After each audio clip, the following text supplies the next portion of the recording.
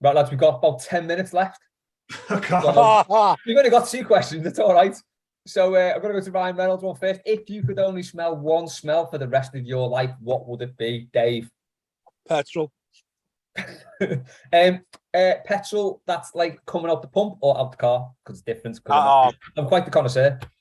This is going to be bad here. So the one that comes out, like, I wouldn't go and pay for extra just to smell it now, given how much it costs. But if you go into a petrol station and you start obviously putting your fuel into your car, and it's only when you look at the actual handle itself that you see it.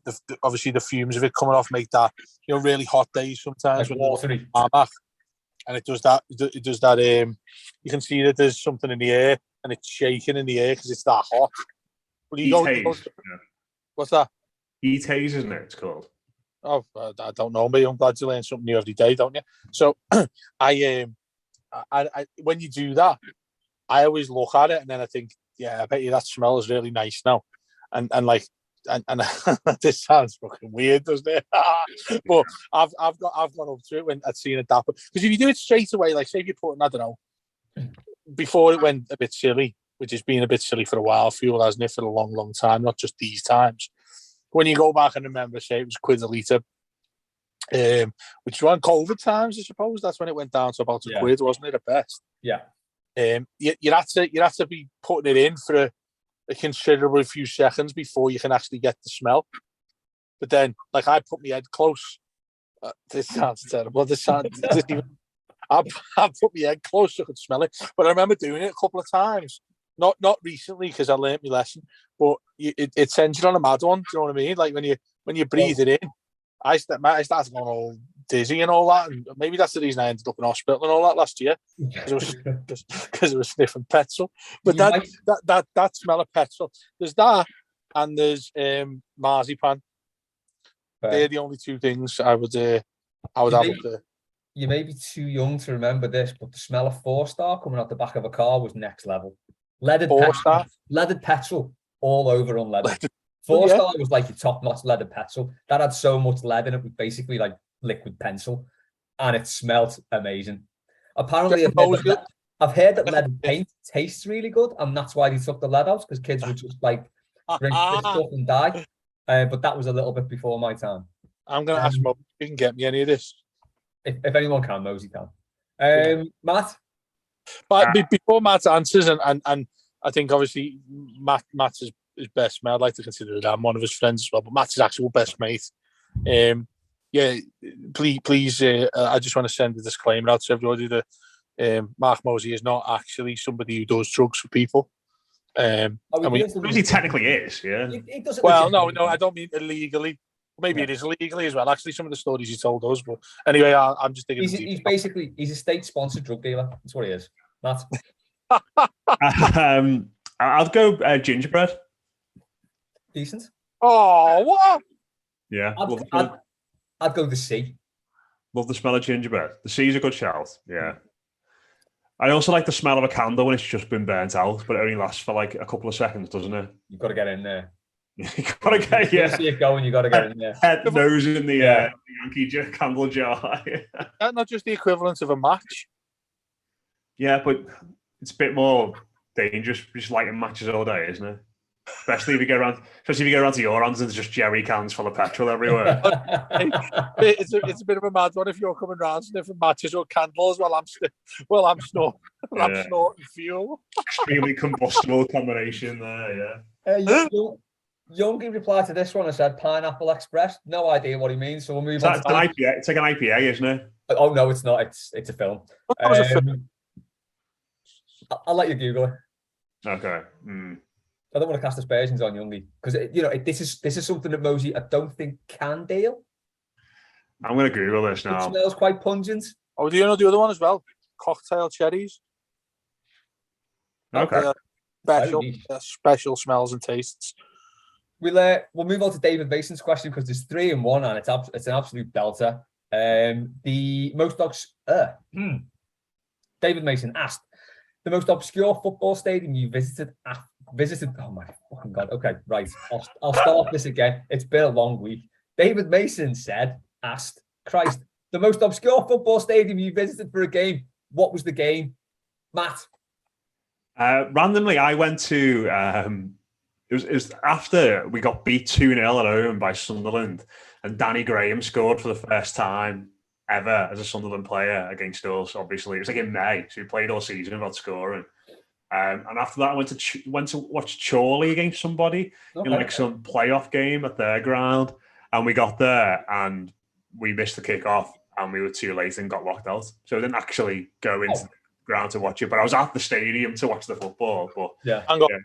A great game as well. They were getting beat 2-0, and then they came back and won 3-2 for last minute winner. And so we drove all the way there, didn't see any footy, and Everton had been beaten at home by Sunderland earlier in the day as well. And you would have been in the home end for that. Yeah. Hang on. You couldn't get in, surely. It was packed. It was like a National League playoff or something like that. But one end of it's like a field, Matt. We were late. We were like 20 minutes late. Oh, I was gonna say you're a bad fan. You not like you actually are a fan of Chorley. Chorley's top boy couldn't get in. I can't remember what the game was now. I'll have to find out. Dave, what's yours? I'll go down the sentimental one. Was my first ever trip to Goodison Park, but it was to see Brazil against Japan I remember that game. In 1995, and Brazil won 3-0. First time I walked into Goodison, and I remember my dad.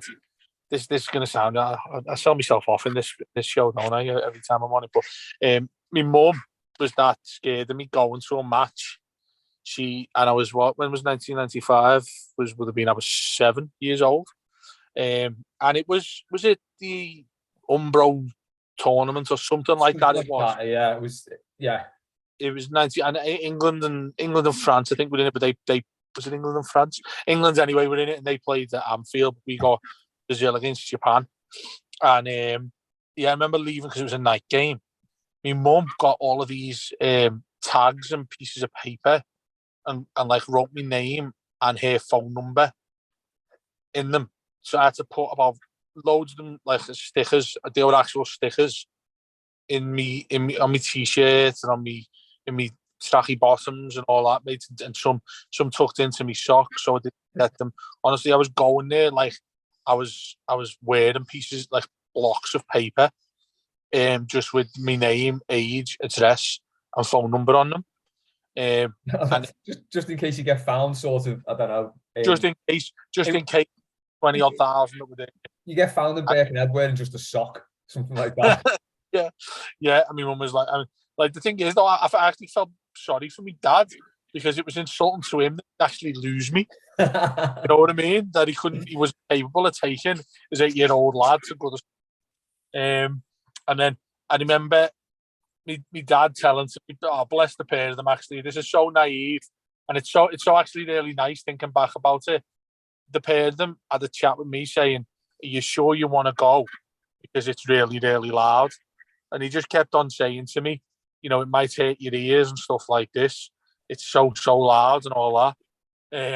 And I said, no, I really want to go because I remember that my mum's mate had to mind me and theirs when her husband and my dad went to watch Everton draw 3-3 at Goodison against Chelsea the year before. I think that was 94. Because we had a run. I remember we had a run early 90s, and Matt, you can check this out. Early to mid 90s, where we just consistently kept drawing with Chelsea 2-2 or 3-3. I remember Hullett was the manager of Chelsea at the time, and then this horrible away kit. Anyway, I went to the game that night, and I remember walking in, and I actually managed to get on the telly as well because there was a kid. It was like we were in the family enclosure, very much right in the corner of the family enclosure where it is right now. So when you think about the the sky box where the host will sit in the sky, right at the very bottom corner of that, where everyone can walk in and out of the park end, right by you, really, Les.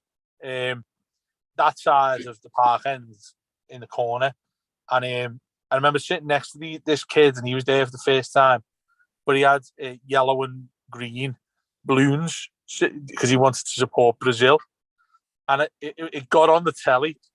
And I'm almost certain I've got it on VHS in our house. where like the kid's giving it loads, and then at the start of the match of the day, it's filming it, and I'm just sitting next to there like some fat little kid just looking around like, what's this? And obviously the atmosphere was no atmosphere really, but I do remember seeing the original Ronaldo. Romario, I think, scored. Roberto Carlos, it was the early days of him as well for Brazil. And then only since I started properly getting into football from then onwards did I fully appreciate, wow, look what I saw for my first game. That is really, really unique. So, that's for those sentimental and quite, I don't know, quite cute kid question. That's my answer for that one. Yeah, the noise thing, by the way, is a very legitimate concern for a parent taking a kid to the game. It's dead weird. I don't know why you worry, but you do. Honestly. Yeah, definitely. I've got to defer to Jay for mine because I've only been to Everton Scunthorpe, probably the weirdest ground I've been to.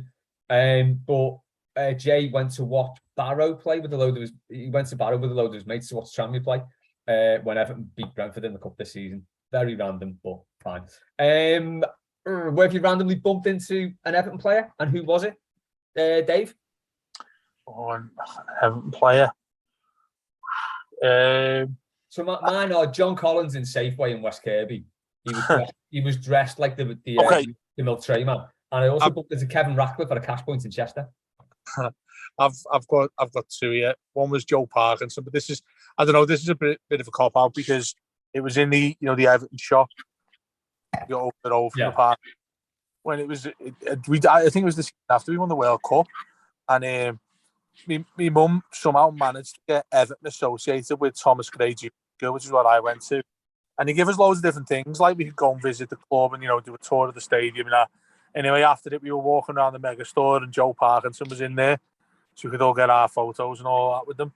And then, so obviously that is technically the actual answer itself. But the other one is Franny Jeffers, when I worked in Aintree, JJB, came in. This is 2005 or maybe 6 or 7. I think it was when he was at Blackburn for a bit. No joke, he came into Aintree, JJB.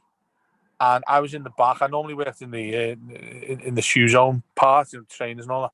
And somebody come in the back and said, "Oh, Dave, you're gonna love this. This is something that you want to get outside and see." So I walked outside, and it was Franny Jeffers after a pair of 2 pairs of Adidas Preds, Predator boots. And why was you going to buy them? I don't know. But they were the blue and white, they were belters like. But I remember back then, the highest price they ever become, because I know they're silly now, they go to like 300 quid, don't they?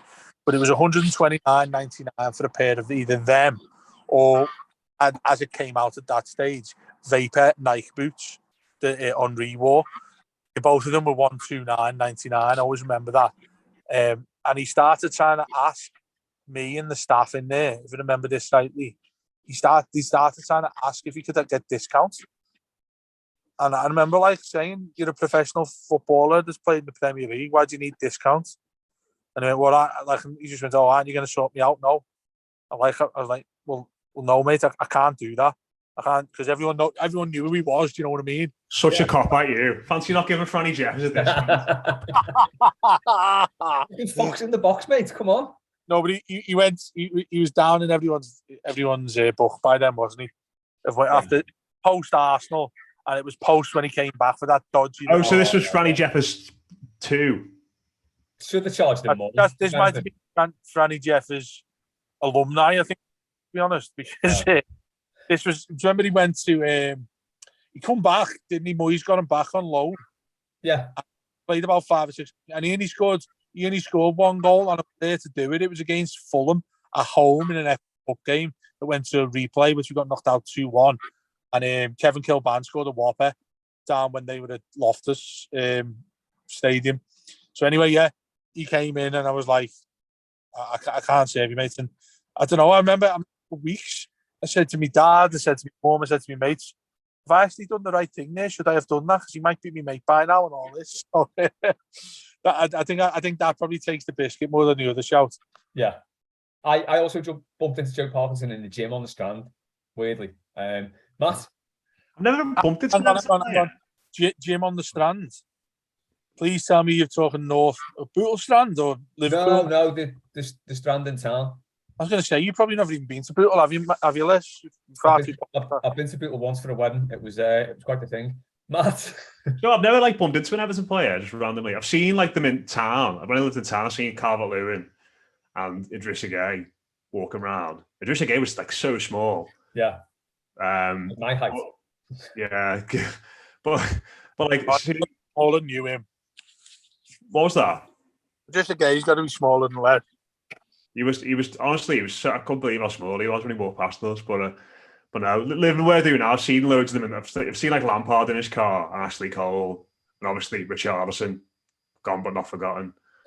But yeah, never actually bumped into one in person. Yeah, it's an underwhelming experience anyway, because you don't really want to say anything to them, but you kind of do end up not saying anything. I'm sure if I hang around Formby Waitrose long enough, someone will come in. You know.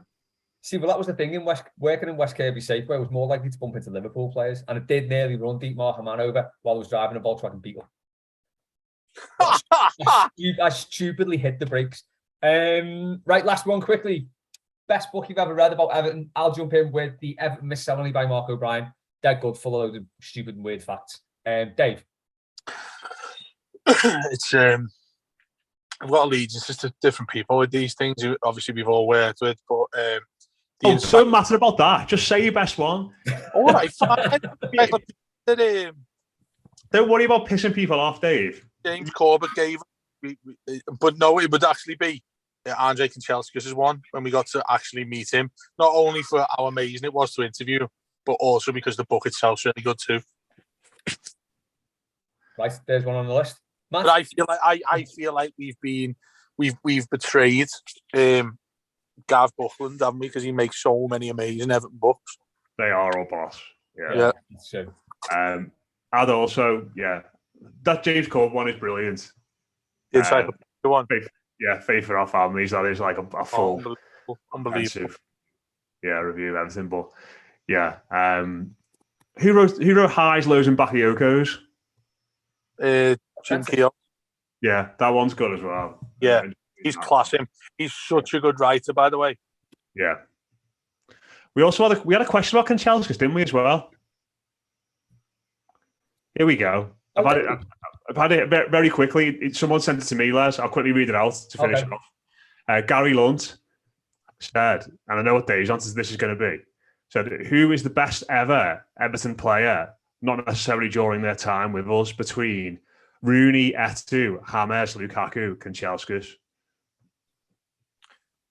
Well, I mean, it is a difficult. It is a difficult time. Who's the best out when you have not been with us? I think that's an easy answer. I think that's an easy question, really. I think Samuel Eto'o is for me.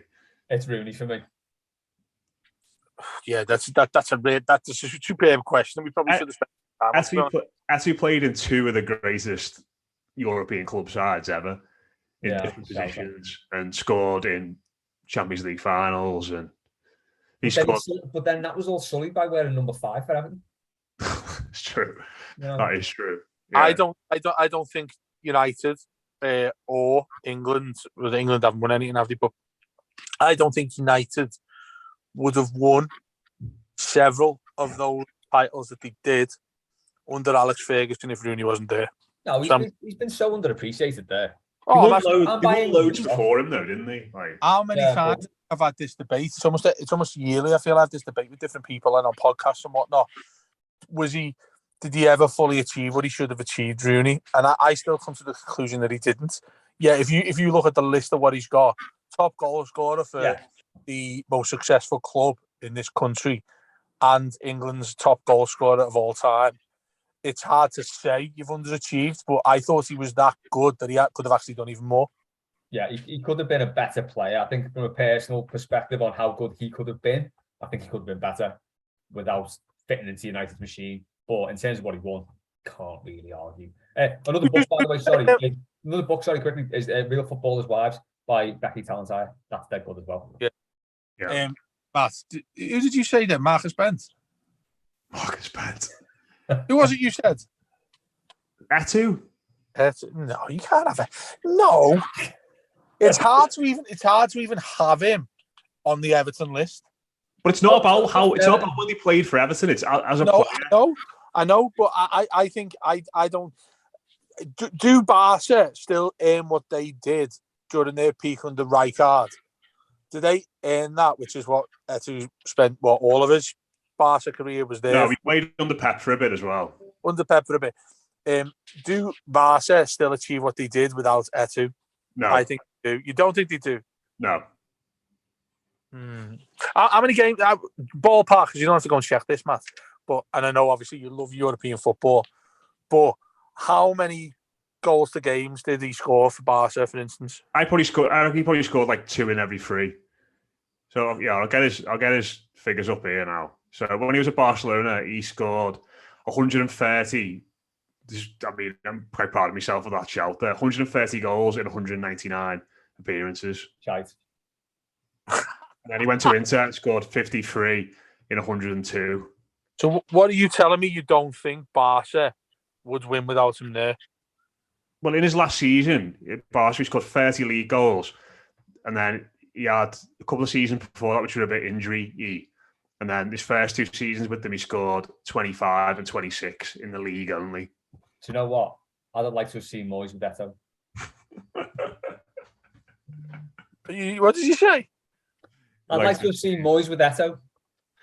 I think about Inter as well.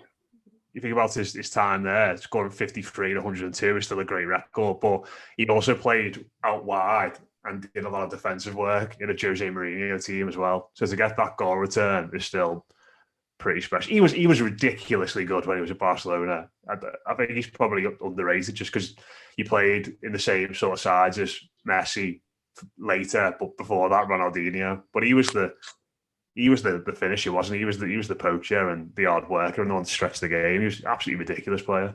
Well, what I guess I'm asking is it's hard to equate this, but I think Rooney was more important to Man United than Eto'o was in regards to how important he was for Barca. That's not really what the question was, though, was it? I know it's not the question. I'm on about our opinion, our answers to this, and I completely respect yours, and you absolutely have more than enough of ammo to throw at me in terms of why you think he's better than what I've suggested. But just in regards to a bit of a tangent, of course, on the side of it, Eto'o at Barca wasn't important as Rooney was at Man United. Would you agree with that? No. I mean, he's probably more important. Go on. 2 ways to settle this. Either Dave and Matt have a fight, or we throw it out to the listeners who reply in the YouTube comments, or on Twitter, or in the Patreon comments. If anyone's still listening, because I don't know if people listen this long, I have no idea. It's between them 2, isn't it, I'd say? Yeah.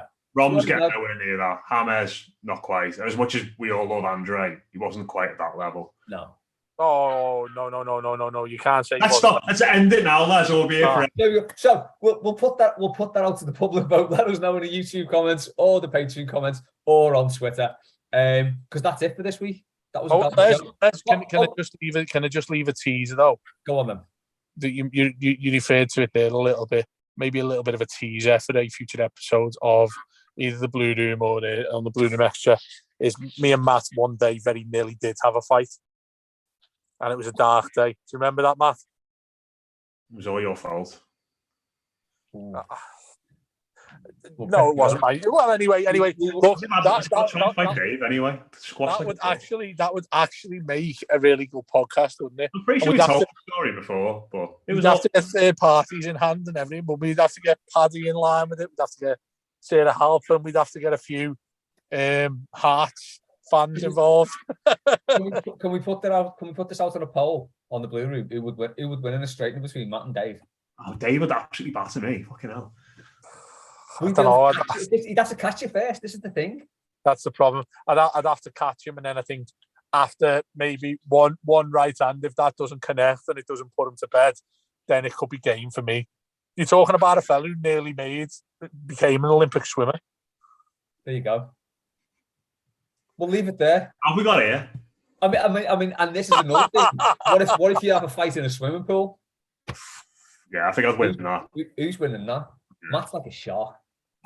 Anyway, we will leave it there. Thanks to Matt, thanks to Dave.